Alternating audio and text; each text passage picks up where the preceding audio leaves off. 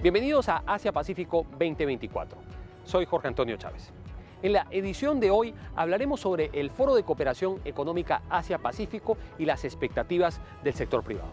También conversaremos con el alto funcionario de Rusia ante el foro. De inmediato comenzamos con el programa.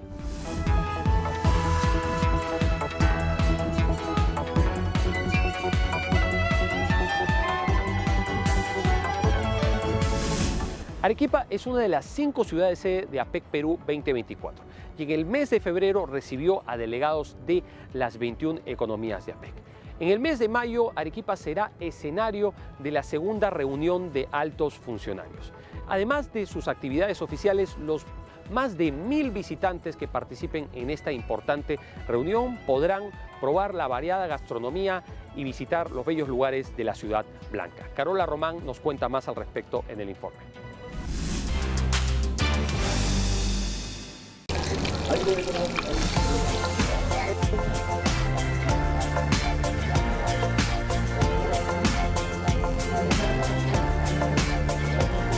Nuestra gastronomía, con su diversidad y riqueza culinaria, es una auténtica embajadora de la cultura e identidad de nuestro país.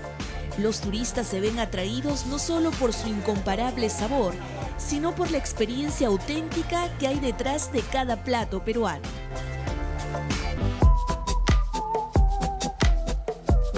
Arequipa, abanderada de la cocina nacional y una de las sedes de APEC 2024, espera recibir en mayo aproximadamente a 1000 visitantes. Ellos, además de recorrer sus principales atractivos turísticos, podrán deleitarse con su propuesta gastronómica. En esta ocasión vamos por esas picanterías cuyo público objetivo también son los turistas. Ahora que justamente se está viviendo el APEC, ¿qué modificaciones han hecho en sus platos los chefs arequipeños? Al costado de la iglesia de San Francisco encontramos a Victoria Picantería Democrática. Este espacio gastronómico tiene además un centro de investigación que sirve para rescatar recetas de antaño y ponerlas sobre la mesa. Es una propuesta tradicional y gourmet, donde no solo se habla de aromas y sabores, sino de la historia que nos cuenta cada plato. Bueno, podemos mencionar, por ejemplo, el arroz vicuña, ¿no? Que es un plato que se preparaba en el Valle de Tambo, nuevamente traído a la vida, como así decirlo, a través de estas investigaciones. El arroz vicuña es un postre que tiene como base el arroz y que se acompaña con trocitos de queso, pasas y maní molido. Esto coronado con queso helado. ¿Pero a qué debe su nombre? El arroz se le dice así, no porque lleve carne de vicuña o algo por el estilo, sino por el color que adopta, porque se hace con una miel de chancaca. Entonces, adopta esta tonalidad.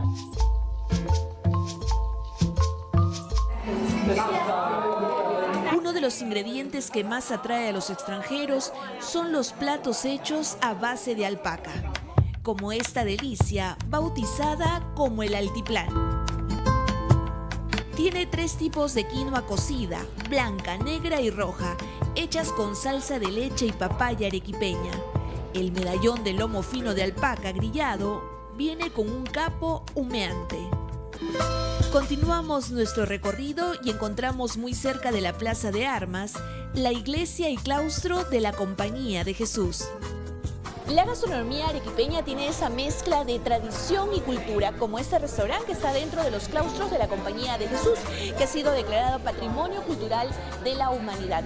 Y es importante porque aquí es donde vamos a descubrir otro tipo de cocina gourmet, que ha conquistado también el paladar del mundo entero. Empezamos con el pisco sour, que tiene un ingrediente adicional, el zancayo, fruto andino que crece en la región Arequipa. Turistas provenientes de países como Canadá y Estados Unidos disfrutaron de este aperitivo antes de sentarse a la mesa.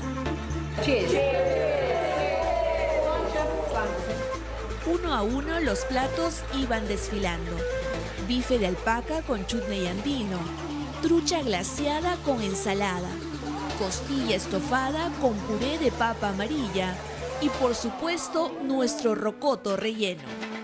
Without cheese. Without cheese. Wow. I love the presentation. Los turistas quedaron asombrados, primero con la presentación y luego, como no podía ser de otra manera, con la diversidad del sabor.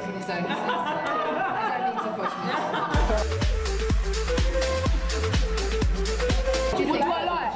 It's so good. So good. Top tier, 10 out of 10. 10 out of 10. It's tender. That's the word. I love it. La grata impresión sobre nuestra comida se replicaba una y otra vez. What do you think about Peruvian food? It's really good, really, really good. Different flavors, different, also very good pisco. Pisco sour. We like the pisco sour. And this is the best, this is like the best mash ever. It is really the best mashed potato I've had. Really. Ever. Ever, yes. No, it's wonderful. And the meat just complements it. It's really perfect. En Rocoto Restaurante, para enriquecer la oferta turística, también se ha rescatado una receta ancestral, el revuelto de habas. El revuelto de habas es un plato muy antiguo que tenemos del distrito de donde yo vengo, ¿no? De Sachaca, y de mis abuelitas que preparaban este plato tan especial. La base es la misma ocopa arequipeña albatán y trabajada con habas verdes. Despedimos esta nota degustando un revuelto de habas que nos recuerda por qué Arequipa es una de las capitales gastronómicas del Perú y Sudamérica. Una cocina rica en historia y tradición, pero que también se adorna de innovación y creatividad. Todos estos atributos hacen que peruanos y extranjeros nos rindamos ante su propuesta culinaria.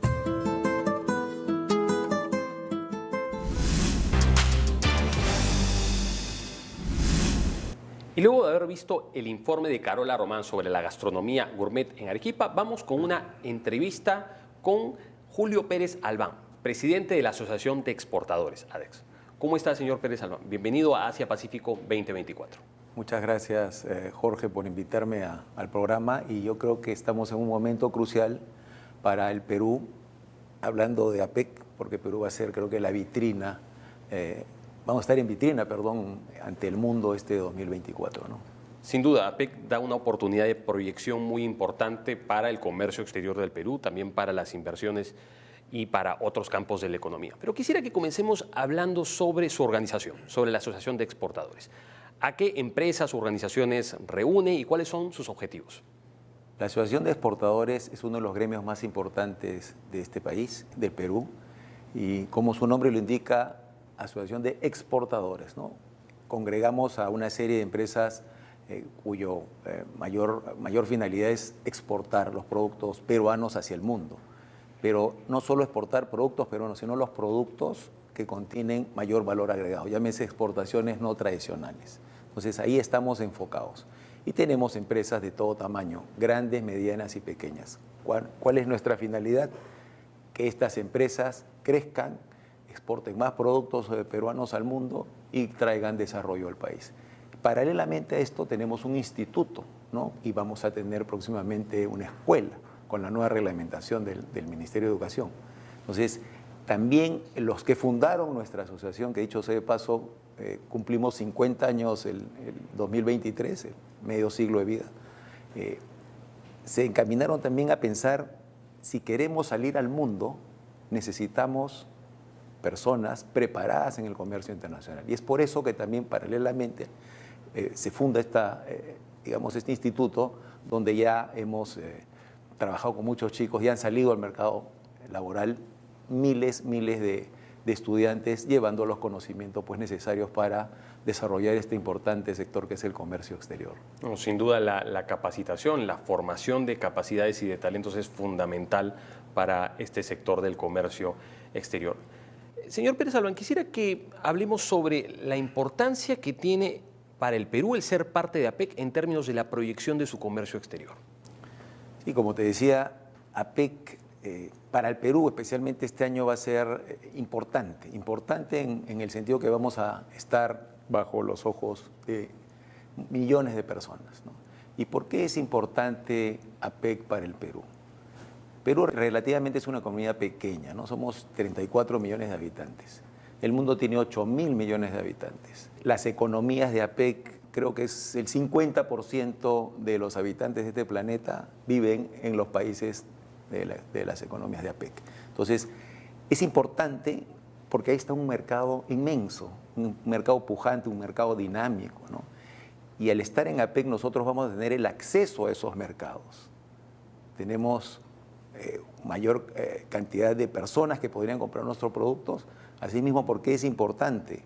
Porque podemos desarrollar las mejores prácticas, ¿no?, de los otros países. Por ejemplo, imagínate tener el orden de Singapur, que es uno de mis anhelos, ver este tránsito caótico o a veces falta de civismo de los peruanos. Entonces nos ponemos en un espejo y a veces digo, oye, ¿cómo quiero ser como Singapur, ¿no? De repente la industria textil de Vietnam, ¿cómo se ha desarrollado, ¿no? Podemos ahí tener las mejores prácticas. Otro tema es la promoción de inversiones, ¿no?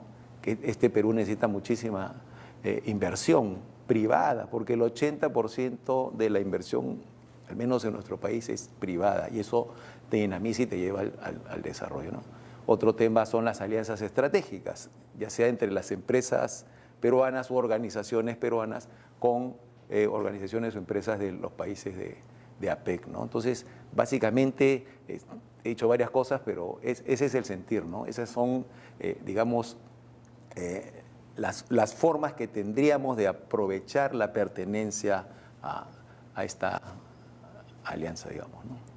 Esta es la tercera vez en la que el Perú organiza, es sede de las reuniones del Foro de Cooperación Económica Asia-Pacífico APEC. ¿Cuáles son las expectativas de su gremio de cara a la presidencia peruana de APEC este año? Muchísimas, como vuelvo a repetir por tercera vez, creo, vamos a estar en vitrina. Entonces vamos a tener, primero, muchísimos visitantes. Esperemos que el nivel de turistas aumente y esperemos que este grado de conexión, este nivel de reuniones que tengamos, niveles de reuniones empezando por los gobiernos, y también vamos a tener reuniones entre empresarios, dinamicen esta cooperación que ya venimos teniendo con varios países de la alianza, ¿no? Y de repente, ¿por qué no firmar convenios importantes, ya sea país a país o en bloque, ¿no? Entonces acá un tema que quería tocar, que era importante, era lo que hablamos hace un momento, creo que era lo de la acumulación de origen. Entonces, en este tipo de reuniones podemos poner eso en agenda, es importantísimo, porque muchas veces el ciudadano de a pie dice, ¿qué es APEC? Lo veo lejano, ¿a mí qué me beneficia? Entonces ahí viene la integración vertical, ¿no? La acumulación de origen y la integración vertical, dos conceptos. Acumulación de origen entre países, pero la integración vertical entre empresas de un mismo país. La MIPE se encadena a la mediana y la mediana a la grande. Y todos se benefician. Entonces, una MIPE, de repente el colaborador, el trabajador de una MIPE no sabe que el trabajo que está haciendo va a ser pieza clave en un producto de una gran empresa, y esa empresa va a exportar a estos países de la APEC. O sea, yo creo que es un beneficio general que el Perú va a tener, ¿no? Usted ha hablado sobre un concepto que es muy importante en el comercio internacional, que es la acumulación de origen, que tiene que ver con las reglas de origen. ¿Podría explicar qué son las reglas de origen? Por ejemplo, si queremos exportar, no sé, esta mesa, digamos, ¿no? Si yo hago la base en Perú, los tornillos los hago en México, y esta plataforma la hago pues digamos, no sé, Colombia no está en APEC, pero bueno, digamos, otro país. 3 países participan en esto. El último país puede decir que todo fue hecho en Perú. ¿Por qué? Porque ya tenemos esos convenios donde dice que las otras partes y piezas se consideran como si fueran del país último que exporta, ¿no? Muy bien, claro. Ese es un concepto que muchas veces se escucha y no se conoce. Usted lo ha explicado con un ejemplo muy didáctico. Señor Pérez Albán, la pandemia tuvo un impacto tremendo sobre el comercio exterior, sobre las cadenas logísticas. Fue muy complicado mover contenedores en esa época, hubo un represamiento de mercaderías, muchas se perdieron, y eso afectó mucho al comercio del mundo. ¿En qué medida el comercio exterior del Perú se ha recuperado ¿En qué situación estamos actualmente en relación a los niveles prepandemia? Claro, todos recordamos pues los cierres, ¿no? Perú tuvo el cierre más drástico, creo que no sé si del mundo, drástico, y el sector exportador sufrió muchísimo. Pero hubo un rebote al año siguiente, ¿no? El 2021, que las exportaciones subieron considerablemente y desde ahí se ha mantenido un crecimiento, no como se dio antes de niveles pre-pandemia que eran a 2 dígitos, pero fue interesante. El año pasado realmente creíamos que no íbamos a crecer, que iba a ser negativo, esas eran las proyecciones, pero hoy uno de los milagros que ocurren en el Perú, crecimos 1.3%, que no es suficiente, me parece, ¿no? Para todo el potencial que tenemos como país. Ahora las expectativas son buenas, pero lo que necesitamos es, digamos, que lo hemos venido teniendo, no es una crítica constructiva, tener ese trabajo público-privado, ¿no? Ese trabajo público-privado nos ha servido muchísimo como nación para tener más de 20 tratados de libre comercio, ¿no? Nos ha servido para trabajar en el plano logístico, para trabajar destrabando ciertos temas, hablamos de temas sanitarios que son importantes, entonces ese trabajo público-privado es clave y a eso apostamos. Y estamos a la expectativa pues, de los nuevos cambios que han habido en el Ministerio de Comercio Exterior para trabajar de la mano, ¿no? Porque ADEC siempre ha sido un amigo, acompañante, entidad que coopera muchísimo con estos ministerios, organizaciones relacionados, no solo relacionados al comercio exterior, sino en general. ¿Cómo se desarrolla esta dinámica de cooperación entre el sector privado, especialmente entre su gremio y los sectores estatales que tienen vinculación con su actividad? ¿Se da a través de reuniones periódicas o qué mecanismos utilizan? Sí, tenemos mesas de trabajo, ¿no? Se instalaron unas mesas ejecutivas de trabajo que son súper interesantes, pero esas mesas siempre van a funcionar si están las dos partes involucradas. Ahora, las partes tienen que hacer su trabajo, ¿no? Y son buenas las mesas ejecutivas, ¿por qué? Porque si hacemos una reunión, yo digo, esta es tu tarea, la siguiente reunión tengo que revisar si cumplió la tarea, ¿no? Ahí uno va a pasar vergüenza si no cumplió la tarea. A veces no se asiste, pero hay que seguir impulsando este tipo de temas. Otras formas que tenemos de trabajar con el sector público son las reuniones acá en la asociación, seminarios, propuestas, ¿no? Cuando vamos a ver tenemos las reuniones con los ministros, llevamos propuestas concretas, ¿no? Para el desarrollo del comercio exterior y otros temas transversales, que no necesariamente son de comercio exterior, con el Ministerio de la Producción, hasta con el Ministerio de Salud, con varios entes del Estado, ¿no? Y te comentaba, creo que hace un momento, hicimos muchas visitas el año pasado y este año lo tenemos que continuar. Hacíamos consejos ejecutivos descentralizados donde muchos ministros nos acompañaron. Y eso es importante, llevar a los ministros a la población, ¿no? que está en las diferentes regiones es importantísimo. Ahí van a conocer los problemas in situ y hablar con los protagonistas, ¿no? Los empresarios de las regiones. Decía que Lima no solo es el Perú, entonces hay que de verdad apoyar este trabajo en las regiones, ¿no? Más o menos esas son las formas con las que venimos trabajando con el Estado. Sin duda hay una necesidad de articular esfuerzos públicos privados y también tener una presencia en el territorio. Vamos a seguir hablando sobre estos temas, pero ahora vamos a una breve pausa y volvemos con más en Asia Pacífico 2024. Hay que buscar nichos específicos de mercado, porque si vamos a entrar, creo que al tema masivo, ahí vamos a complicarnos un poco. Uno cree que ya se firmó el TLC y mañana exporto todo, no es así.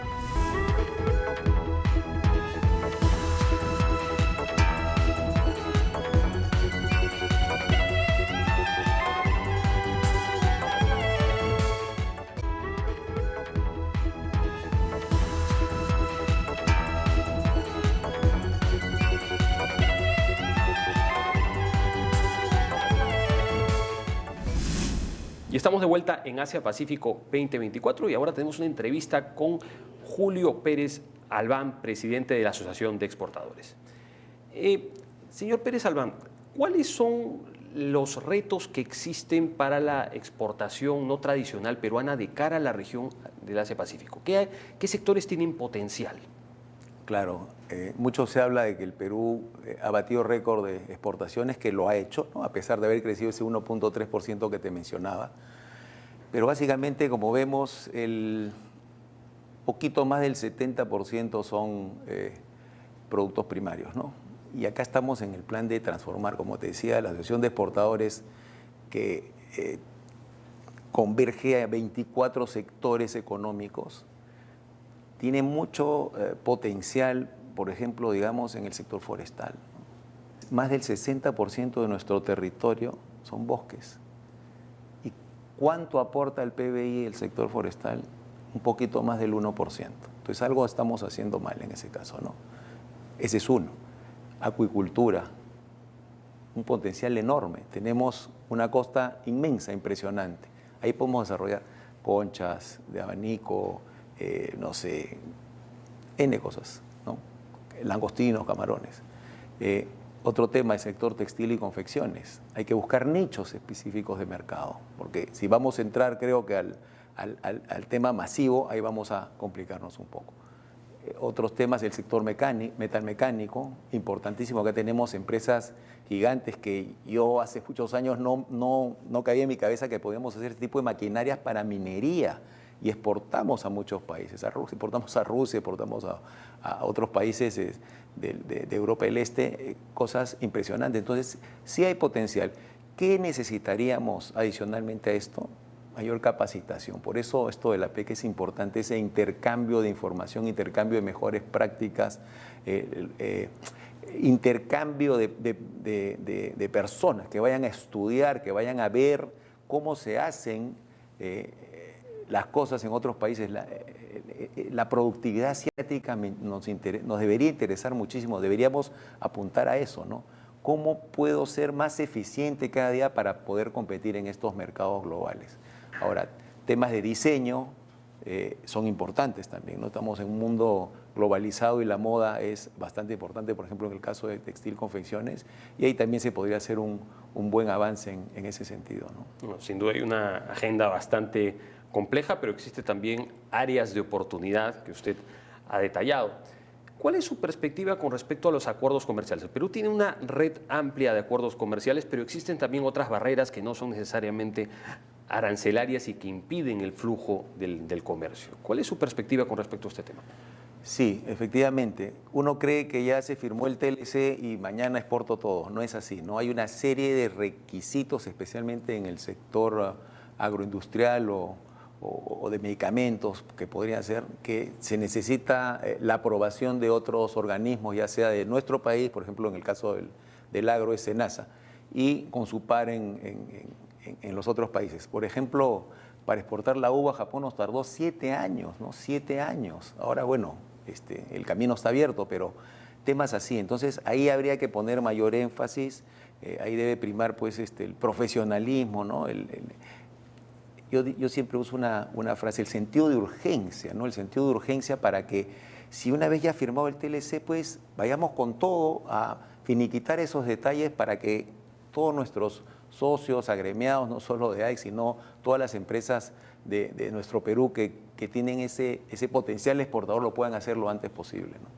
Claro, o sea, sin duda es una agenda que es bastante compleja, como usted ha dicho, no es simplemente una cuestión de firmar un TLC y se resolvió todo, ¿no? Hay que hacer todo un trabajo técnico, los protocolos fitosanitarios en algunas economías de Asia pueden tomar 5, 6 o 7 años, en algunas economías también ingresa un producto por vez. Entonces es una agenda bastante complicada, ¿no? Efectivamente. Por eso ese acercamiento, por eso te hablo del trabajo público-privado, es importantísimo, ¿no? Especialmente con SENASA, que somos nuestra segunda fuerza exportadora es la agroindustria después de la minería. Entonces ahí se vuelve relevante este tema, ¿no? Sin duda, hay una agenda de futuro, pero el ser parte de APEC nos abre una serie de oportunidades que si las sabemos aprovechar seguramente redundarán en bien de la economía del Perú. Ha sido pues, muy interesante poder conversar con Julio Pérez Albán, presidente de la Asociación de Exportadores. Muchas gracias por haber estado en Asia Pacífico. Muchísimas gracias, Jorge, y vuelvo a repetir que esta es una oportunidad de oro, ¿no? Nuestro segundo metal en importancia, pero lo menciono, una oportunidad de oro que tiene el Perú para brillar ante el mundo, ¿no? Muchísimas gracias por haber estado en el programa. Nosotros ahora vamos con nuestro segmento La Clase. Vamos con nuestro segmento La Clase.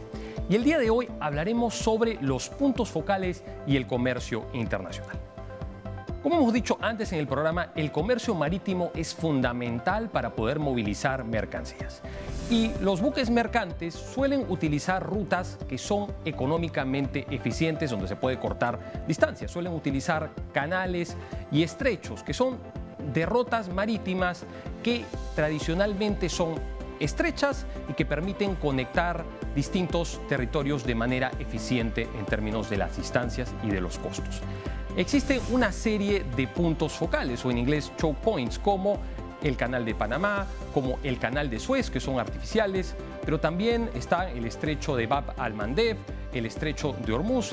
Y como nosotros hacemos un programa que tiene que ver con la región del Asia-Pacífico, nos vamos a centrar sobre todo en los puntos focales que se encuentran en esta región. Y sobre todo los estrechos de Singapur y el estrecho de Malaca. Por los estrechos de Singapur y de Malaca pasa más del 50% del comercio internacional en términos de contenedores. El estrecho de Malaca y de Singapur tiene una extensión de más de 500 kilómetros de largo y en cuanto a ancho, en su zona más angosta tiene una extensión de aproximadamente 1,5 millas. Por ahí pasa gran parte del comercio. Es una zona absolutamente fundamental para el comercio entre la India, el sudeste asiático, con la costa este de Asia, especialmente con China, con Japón y con Corea. Así que estamos hablando de una ruta que es fundamental para el comercio. De hecho, uno de los dilemas estratégicos que tiene China tiene que ver con la posibilidad de un bloqueo de esta vía que es fundamental para el comercio, ya que si se bloqueara a manos de una potencia extranjera, se evitaría que se transporte cerca de un 50% de la energía que China importa y que luego pasa por el mar meridional de China y llega a la parte continental del país. ¿Qué países se encuentran en esta ruta? Pues están Singapur, está Indonesia, Malasia se encuentra cerca también. Por lo tanto, es un punto focal absolutamente fundamental, ya que si se bloqueara las vías alternas, que en este caso serían el estrecho de Sunda y el estrecho de Lombok en Indonesia, incrementarían en más de 800 millas el tránsito de los buques que tendrían que redirigirse. Y eso tiene, por supuesto, implicancias en términos económicos, en términos del costo de los seguros y también en el tiempo de las personas, lo cual resulta un desincentivo para las transacciones internacionales. Por ello, los puntos focales son absolutamente fundamentales para el comercio internacional. Hablando de otros puntos focales que no se encuentran en esta región, podemos mencionar, por ejemplo, al estrecho de Hormuz, de donde sale más del 50% del petróleo del mundo. Y pudiéramos mencionar también al estrecho de Bab al-Mandeb, que une al Mar Rojo con el Océano Índico, y el Mar Rojo está conectado con el Mar Mediterráneo a su vez por el Canal de Suez. Así que estamos hablando de un área absolutamente fundamental para el comercio internacional, por donde pasa 20% del comercio mundial y 10% del petróleo. En nuestra región podemos hablar del Canal de Panamá, que es un canal artificial que fue construido por los norteamericanos tras la secesión de Panamá de Colombia y que a través del Canal de Panamá se mueve el 60% del comercio que va entre la costa este y la costa este de los Estados Unidos. Es también absolutamente vital para el comercio del Perú hacia el Atlántico. En tanto, el Perú tiene una proyección hacia el Océano Pacífico y tiene una proyección bioceánica en la medida en que tiene presencia en el río Amazonas. El río Amazonas comienza en el Perú. Sin embargo, el hecho que no hayan ríos navegables que conecten la zona amazónica con las regiones de la costa y de la sierra del Perú plantea un problema que no hace posible que se pueda sacar mercadería industrial a través del río Amazonas en las actuales circunstancias, que se tenga que recurrir a carreteras y a otro tipo de mecanismos que hacen bastante más difícil el comercio. Por lo tanto, el Canal de Panamá es fundamental para sacar las exportaciones peruanas. Espero que les haya parecido interesante esta explicación sobre los puntos focales y el comercio internacional. Recuerden que pueden seguirnos en nuestras redes sociales. Ahora vamos a una pausa y seguimos con más en Asia Pacífico 2024. Nuestro comercio crece bien. Tenemos cifras récord durante estos años. Por ejemplo, con el comercio con China, yo no llamaría sanciones a lo que se le ha aplicado a Rusia. Se trata de ciertas restricciones impuestas por motivos políticos.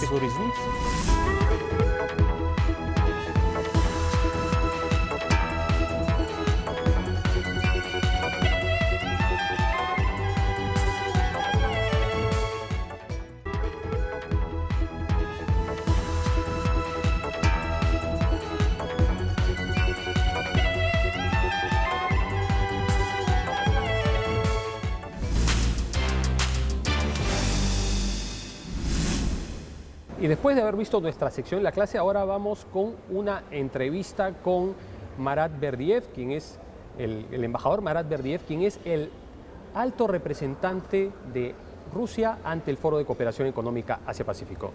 Embajador Berdiev, bienvenido a Asia Pacífico 2024. Muchas gracias. Gracias por esta oportunidad de hablar con usted y con el público para compartir mis puntos de vista sobre APEC. Gracias.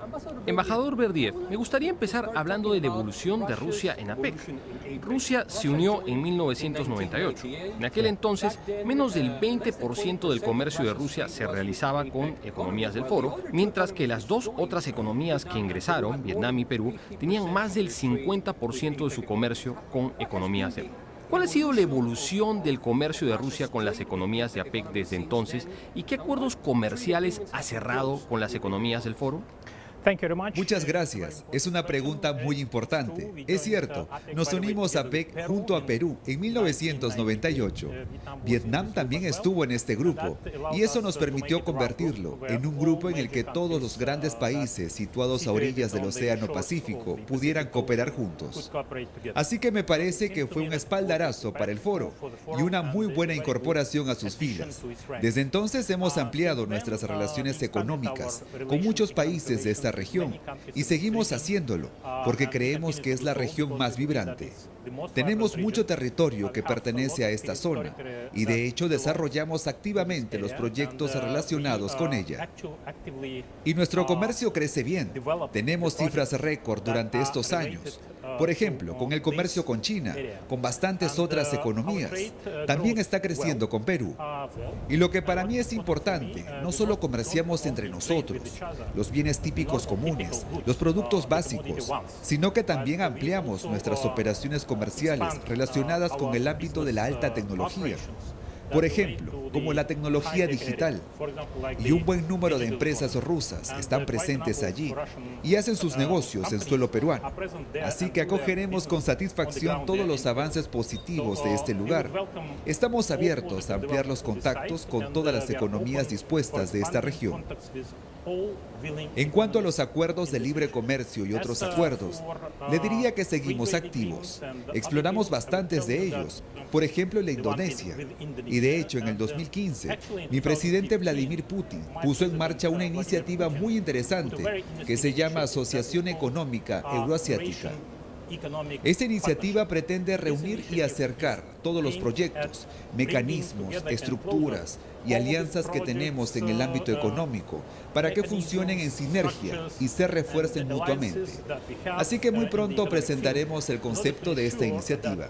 Y su principal objetivo es rebajar las barreras que tenemos en el comercio y permitir que el comercio y las inversiones se faciliten de forma fluida y eficaz.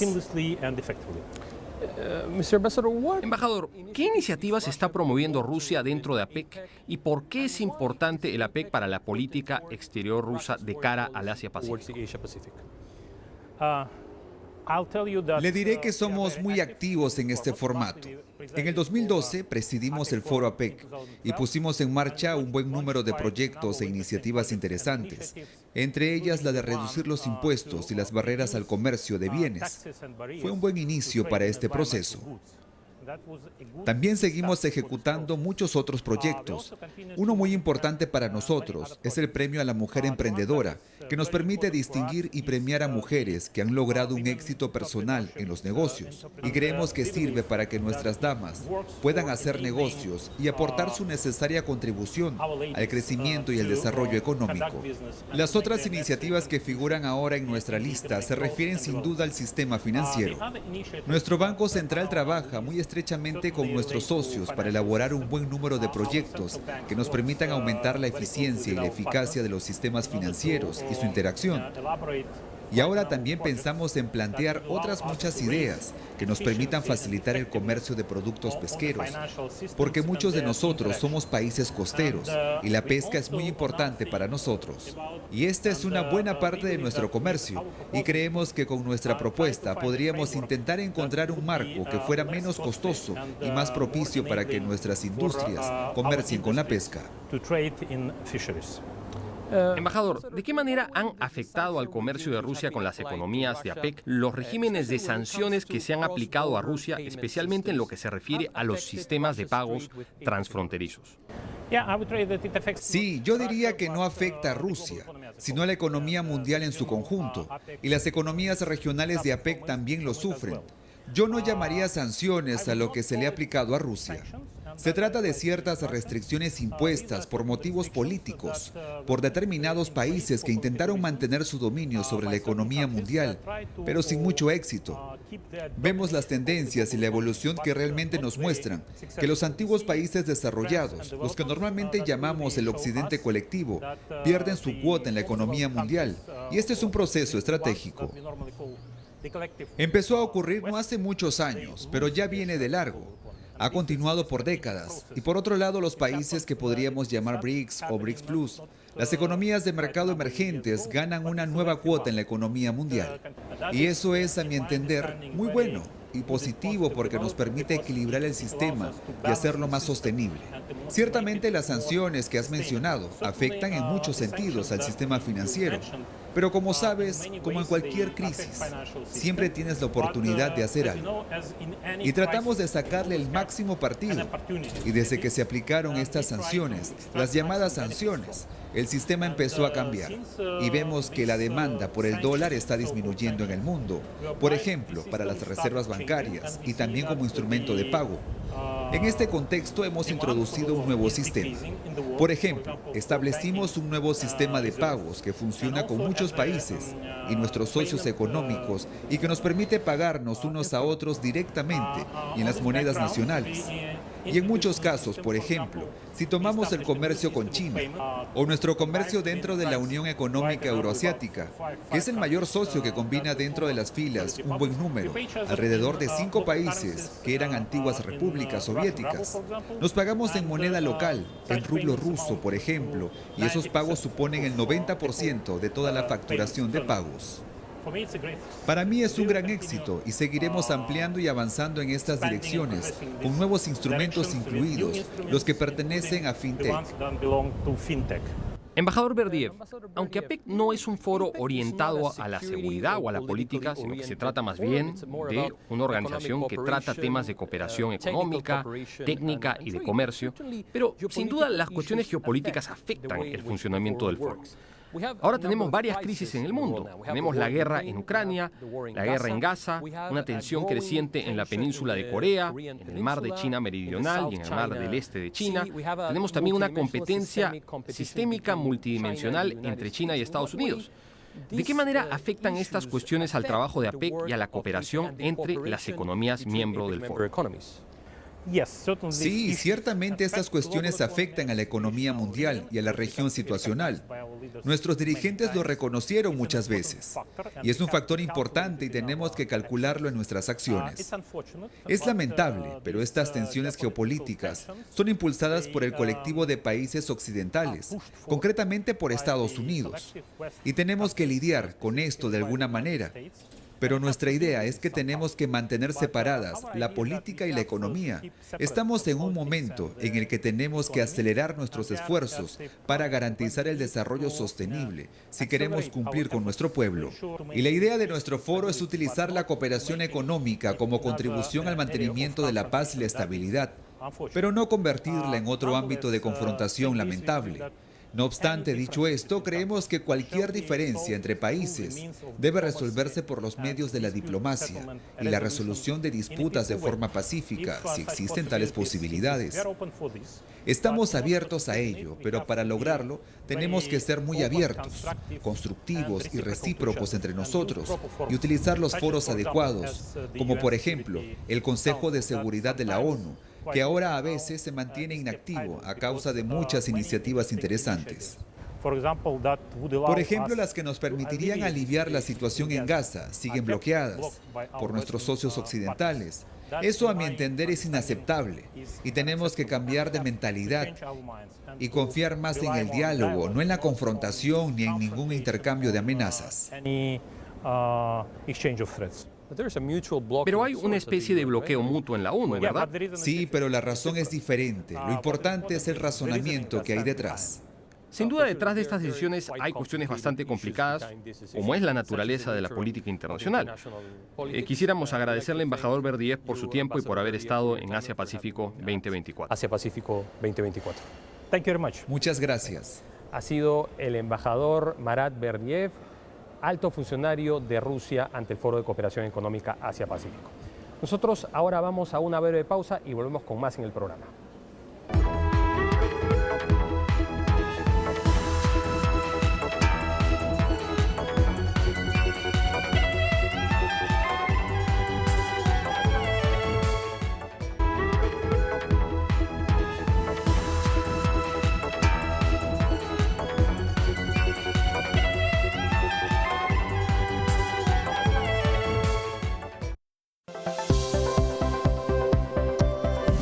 Y estamos de vuelta en Asia-Pacífico 2024 y ahora vamos con nuestro segmento Conociendo a las Economías. Y el día de hoy hablaremos sobre otro miembro del Foro de Cooperación Económica Asia-Pacífico, que es Australia. Formalmente se llama la Mancomunidad de Australia. En el año 1788, los británicos llegaron a esta isla, continente en donde ya existía una población aborigen importante. El primer vector de colonización de Australia fue crear colonias penitenciarias, sobre todo en la zona de Nueva Gales del Sur, en la zona de las rocas o The Rocks en Sydney, fue donde comenzó la colonización de Australia. Por supuesto que Australia estuvo bajo el dominio colonial de los británicos durante bastante tiempo, es un país angloparlante, es un país que a inicios del siglo XX comenzó a incentivar la inmigración, pero sobre todo europea. Promulgó la ley de la Australia Blanca, el Acta de la Australia Blanca, que restringía la migración de asiáticos, y esta ley se mantuvo hasta el año 1973. Debemos recordar que luego de la Segunda Guerra Mundial, Australia le recibió una gran cantidad de inmigrantes, sobre todo europeos, un tercio de los cuales eran británicos, pero también inmigraron griegos, también inmigraron italianos, incluso alemanes. Australia había participado apoyando a los británicos en la Primera Guerra Mundial, participó también en la Segunda Guerra Mundial. En el marco de la Guerra Fría fue un país que estaba dentro del bloque liderado por los Estados Unidos, participó en la Guerra de Corea tras el ataque que hizo Corea del Norte en contra de Corea del Sur. Australia fue uno de los países que apoyó esta operación conjunta liderada por los Estados Unidos y con la venia de las Naciones Unidas. En el año 1952 entra en vigencia el Pacto ANZUS, que es un tratado trilateral de defensa entre Estados Unidos, Australia y Nueva Zelanda, que fundamenta la alianza militar que existe entre estos países. Y en virtud de esa alianza, Australia ha participado en varios conflictos armados apoyando a los Estados Unidos, como por ejemplo en la guerra de Vietnam o en la guerra de Afganistán tras el ataque terrorista que perpetró Al-Qaeda en contra de las Torres Gemelas. Y en la medida en que Al-Qaeda estaba siendo protegida por el régimen de los talibanes en Afganistán, Australia entendió que tenía la obligación de entrar en ayuda de su aliado. La cooperación estratégica en esa medida entre Australia y Estados Unidos es muy importante. Y existen otros dos mecanismos de cooperación fundamentales entre ambos países y otros de la región, como el Quad, que es el diálogo cuadrilateral de seguridad que está integrado también por Japón, por la India y por supuesto por Estados Unidos y por Australia, y también la iniciativa AUKUS, que es una iniciativa de la cual son parte Australia, el Reino Unido y los Estados Unidos. Uno de los vectores principales de cooperación en esta iniciativa tiene que ver con el desarrollo de submarinos a propulsión nuclear y también tiene que ver con la cooperación en la investigación y desarrollo de tecnologías críticas para la defensa. Por supuesto que Australia, al ser un aliado de los Estados Unidos, tiene una relación bastante compleja con China, que es una gran potencia del Indo-Pacífico. Australia es la potencia principal del Pacífico Sur, controla el estrecho de Torres que se encuentra entre el territorio australiano y las islas de Papúa Nueva Guinea. Australia ha jugado un rol importante en la estabilización de ciertos conflictos, como conflictos en Papúa Nueva Guinea, en el propio Timor Oriental también jugó un rol importante. En materia comercial y económica, Australia es una potencia minera. El Perú tiene con Australia un tratado comercial desde el año 2018. Los principales productos que Australia exporta al Perú son la malta, la cebada y también el cianuro de sodio, que es un producto fundamental para la industria minera. Y lo que exporta el Perú a Australia es fundamentalmente productos agroindustriales, como por ejemplo el café. Existe una relación comercial y diplomática cercana. También tenemos que decir algo fundamental que tiene que ver con APEC, y es que Australia fue la economía anfitriona de la primera cumbre de APEC. Robert Hawke, primer ministro de Australia, impulsó este mecanismo de cooperación en el Asia-Pacífico y ha sido, además del año 89, sede del foro APEC también en el año 2007. Espero que les haya parecido interesante esta clase, y la próxima clase hablaremos sobre otro país del Asia-Pacífico, de otra economía del foro APEC, que es Singapur. Y cerramos el programa con un dato económico.